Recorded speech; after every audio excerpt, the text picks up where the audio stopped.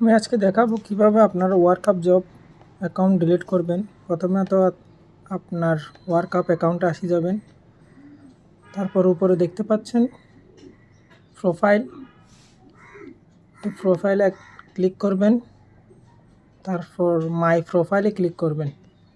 এই যে মাই প্রোফাইল, এখানে ক্লিক করবেন একটা।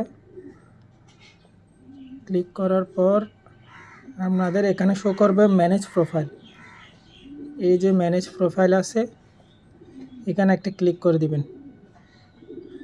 ক্লিক করার পর আপনাদের এরকম একটা আসে যাবে আপনাদের অ্যাকাউন্টের সব ডিটেলস। তারপর নিচে স্ক্রল করবেন, এই যে দেখতে পাচ্ছেন ডিলিট অ্যাকাউন্ট, এই যে ডিলিট অ্যাকাউন্টে একটা ক্লিক করবেন। এই ডিলিট অ্যাকাউন্টে ক্লিক করবেন। যদি আপনি অ্যাকাউন্ট ডিলিট করতে চান তাহলে yes I want to delete, এখানে ক্লিক করে দিবেন। এখানে ক্লিক করে দিলে আপনার অ্যাকাউন্টটি ডিলিট হয়ে যাবে। ধন্যবাদ।